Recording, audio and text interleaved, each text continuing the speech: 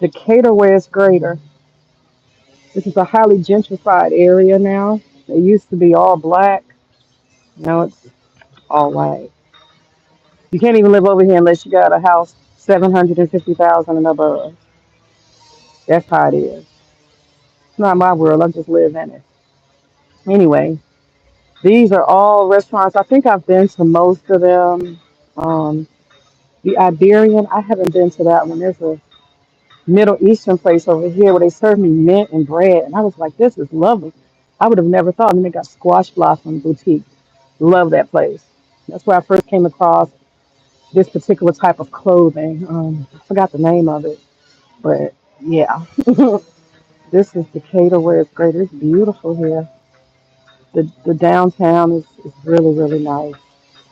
So anyhow, they're doing construction on the gazebo. They're doing construction on the gazebo, and so we'll go this way. Um, we'll go this way. Now this is used to be the courthouse.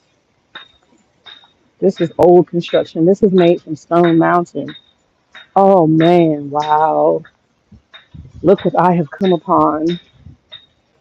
Look what I have come upon. Oh, this is amazing. That's the gazebo. Okay, here it is. It says in 1908, this monument was erected at the DeKalb County Courthouse to glorify the lost cause of the Confederacy and the Confederate soldiers who fought for it. It was privately funded by C.A. Evans Camp of Confederate veterans and the Agnes Lee chapter of the United Daughters of the Confederacy, located in a prominent public space. Its presence bolstered white supremacy and faulty history, suggesting that the cause for the Civil War rested on Southern honor and states' right rhetoric instead of its real catalyst, African American slavery. This monument and similar ones was also created to intimidate African Americans and limit their full participation in social and political life of their community. It fostered a culture of segregation by implying that public spaces and public memory belong to whites. Since state law prohibited local governments from removing Confederate statues, DeKalb County contextualized this monument in 2019. I say DeKalb County officials and citizens believe that public history can be of service when it challenges us to broaden our sense of boundaries and include community discussions of the victories and shortcomings of our shared histories. This is my first time reading this. So, what happened in 2016 here? 2016, I'm going to tell y'all the story. 2000 and no, I'm sorry, 2017. 2017, I turned my TV on, and what did I find? I found a whole bunch of white men marching in Charlottesville with statues. I mean, not statues, with tiki torches. Okay. This right here is something I'm very proud to have contributed to. Okay. Okay. All right. My computer, I mean, it got stuck for a second. So this is Decatur. I don't know if the other one will be okay. So I'll just go back. This is a courthouse, and right here at this courthouse in Decatur, there was a Confederate monument. And I'll just go back over here a little bit. And this right here is what they put up now. Okay, and it talks about that Confederate statue. I mean, yeah, Confederate monument. It used to stand right here where John Lewis stands now. That's the courthouse. This is very traditional. That in the South, people would put Confederate monuments right in front of the courthouse to let black folk know that this ain't their country. But in 2017, I contributed to having this statue here because in 2017, I turned on my TV, and what did I see? I saw a group of white men marching around a Confederate monument in Charlottesville, Virginia. And they had tiki torches and they were saying, they will not replace us. They will not replace us. It was really disturbing to me. And I come to find out that as a result of that, there was violence. And so what I did is I made a call to a couple of my activist friends. And I said, I want us to do something because this is not okay. It's not okay. We have to do something about these Confederate monuments. It was in 2017. And then, of course, I had Stone Mountain in my backyard, which is the world's largest monument to the Confederacy. And so I came here, I called the community together, and we collectively had organizations in a matter of a day get people here. Now, I had no intention of it being, it was an honor of those who died at Charlottesville as a result of the Confederacy and neo Nazism. Okay. I had no idea when I came here, when I did this call to the community, I had no idea that thousands of people would show up. I had no idea. There were helicopters in the sky from like Channel 2, Channel 5, Channel 11. It was a monstrous crowd. It was predominantly all white. I had asked everybody to wear all white, literally, clothes. It was a tribute, a prayer, an affirmation space that we created here. This gazebo was where I was standing at, and you'll see that in the pictures. And I looked out, and I was expecting 20 or 30 people to show up. I didn't expect thousands. I did not call the media, but it was at least 13, 14 news channels here and helicopters circling. I did not mean to stir up that kind of energy. Apparently, I did.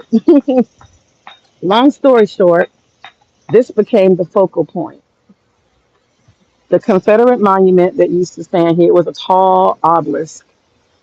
And in the city of Decatur, we did everything we could to try to get them to remove it. The city was with it, but the state law of Georgia does not allow you to remove monuments. And so we had to do a whole lot of stuff, and we had some judges who were with it. And so I'm gonna be honest with you. Basically, we illegally took it down. Um, I say, good trouble live on. I say. So we kind of conspired as a city, as a county, judiciary, and the Sons of the Confederacy put lawsuits in. We got that Confederate monument used to be as tall as that flagpole. Me, from that day forward, worked hard. They passed the Georgia law to block us, and we had conspired with everybody in the community, and we basically illegally took the bitch down. Okay, just be honest. So the lawsuit was founded based on the state law. That bitch gone. You see, it ain't here right. And I had to do a lot of hard work to get all these people in alignment to do this. And I'm not alone. I was I guess you would say, the spark that brought the people here, that brought attention to it. But at that point, Hate Free Decatur and another group called Beacon Hill, they joined, created a coalition. And that's why today that Confederate monument is gone. And here stands John Lewis in front of the courthouse. I'm so grateful to have had a part to play in removing Confederate monuments. This is what I do. Um, and it's a very big threat to the Southern Confederacy and even people in our Southern government.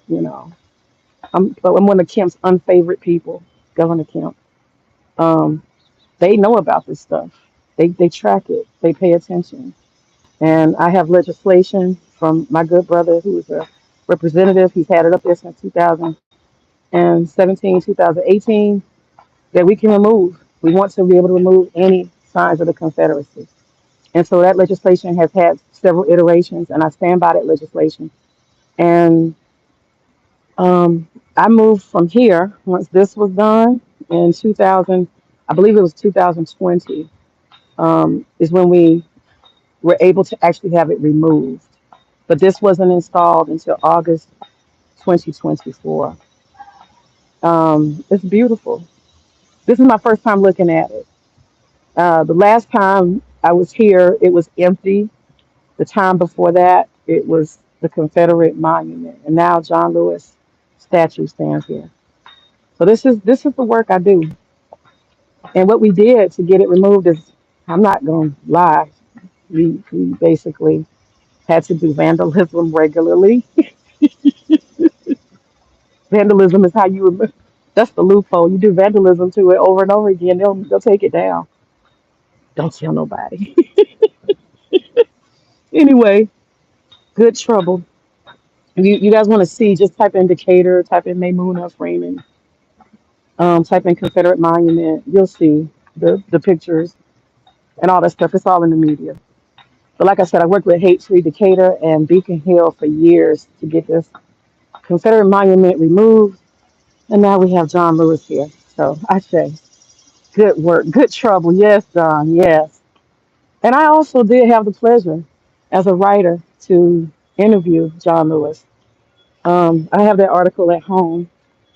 Matter of fact, I was at Agnes Scott when I got a chance to interview John Lewis. So it's the Agnes Scott newspaper where I actually interviewed him when he came to our school. So John Lewis is he a real soldier. And so that right there, that's the in 1908, this monument was erected by the DeKalb County Courthouse to glorify the lost cause of the Confederacy and the Confederate soldiers who fought for it. It was privately funded by the C.A. Evans Camp of Confederate Veterans and the Agnes Lee Chapter of the United Daughters of the Confederacy.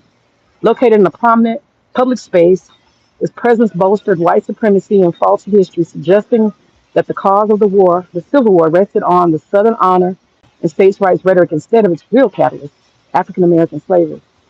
This monument and similar ones also were created to intimidate African Americans and limit their full participation in the social and political life of their community. It fostered a culture of segregation by implying that the public spaces and public memory belonged to whites. Since state law prohibited local governments from removing Confederate statues, DeKalb County contextualized this monument in 2019. DeKalb County's officials and citizens believe that public history can be of service when it challenges us to broaden our sense of boundaries and includes community discussions of the victories and shortcomings of our shared history. And there it stands.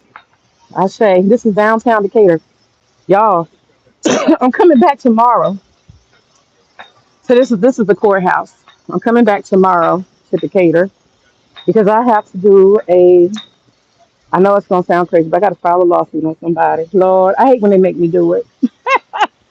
It's a business to business issue. It's a business to business issue. I got to file a lawsuit tomorrow. I don't like having to go and take folks to court, but I do it because that's business. I have a business that don't want to act right, and they owe me some money, and I'm gonna get it, and I'm gonna win like I always do. Yeah, let me take their ass to court. I'm about to go over to that business and ask them one last time. That's what I'm headed to. I'm headed to Tucker. I'm gonna say, hey, before I go to the courthouse and file this lawsuit on you, I'm gonna give you one more chance. Then I'm gonna send them an email, let them know I came by and asked you, you want one more chance, because you have to prove that you tried to mediate before you go to court, right? So that's what I'm gonna do. I'm gonna go by there and I'm gonna say, hey, you want to pay me my money? It's your last chance program. And if they say no and make some excuse, I'm gonna say, okay. I'm gonna get in my car. I'm gonna send them an email. I just left your office. I asked you and requested that you pay my X number of dollars.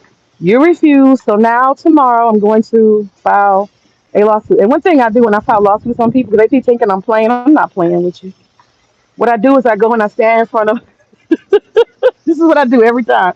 I know it's kind of gangster, but what I do is I go stand in front of the courthouse, and the money that it costs, I hold it in my hand like this, and I shoot the picture just like this. But I be in front of the courthouse, which is over there. That white building, that's the courthouse. So I hold the money up and I send them an email with the picture, letting them know I'm not playing with you. I do that anytime I gotta sue somebody. Because in business, you gotta sue people sometimes. They don't want to pay, you know? They don't want to pay. They want to act crazy. So that's what I do. And then when I get done filing the lawsuit, I hold the paper in front of the damn courthouse showing you that I filed a lawsuit. And I email you that.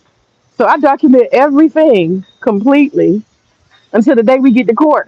Because see, you had a chance to call me when I told you that I filed a lawsuit, and you see that I have evidence that I paid it. You had all the opportunity, and you still didn't do it. So I got three layers of trying to reach out to you. I got three layers. I got email. I got in person. I got me warning you. I got me showing you that you're going to court, that I filed on you, and you still ain't did it. Yeah, when I get to court, you're done. You're fucking done because they want you to have mediation. They want you to have attempted to have a resolution before you get to court. I proved that I have that. See, so I don't last long in mediation because in mediation I don't say shit. They put you in some virtual, you know, space to mediate. I don't say a goddamn word. Only thing I ask them is, are you gonna pay my money now? I don't want to talk about men though. Are you gonna pay my money? I'm gonna keep asking the same thing. Do you want to pay my money? Because I know I'm right. I got evidence I'm right. Do you want to pay my money? And if they say no, I say, well, there's nothing else to talk about. There ain't no mediation. You either pay or you don't pay. And last time, I got a judgment against the person. Like I'm gonna always get a judgment against you. Okay, I'm gonna win because I come prepared. I had tried to take the LSAT, but that shit was kicking my ass. I said, man, I don't know, because I was gonna go from Agnes Scott to attorney. So, yeah, I know how to navigate some things. And this work I deal with a lot of lawsuits. So I got to read a lot of legal stuff. And there's there's two lawsuits right now that have been dismissed over Stone Mountain. The Sons of Confederacy. I keep talking to fucking O'Toole. He's the Confederates lawyer. I keep talking to him, but I understand that's his living. That's his way of life. His old ass with his bow tie. He be coming in here filing them bullshit ass lawsuits. They get dismissed every time. I have to call O'Toole now and just tell him, hey man, why you draining their funds like you do? This shit dirty. You know they gonna lose, but you keep filing them lawsuits anyway. That shit is hilarious to me. He keeps on filing them and they keep getting dismissed. The AG of Georgia, Chris Carr, he just dismissed two of their lawsuits. We don't want you guys to contextualize anything about the Confederacy and that fuck ass memorial museum y'all are doing. It's happening, bruh. It's happening. I got the proof and evidence. It's happening because I put that in the proposal.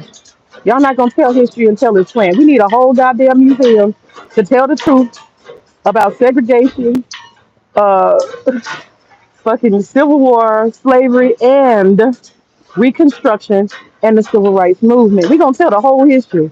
You're not gonna have no memorial to the Confederacy telling them bullshit ass lost cause lies. You crazy? So they even filed a lawsuit for that, and they filed a lawsuit for what's the other thing they filed a lawsuit for?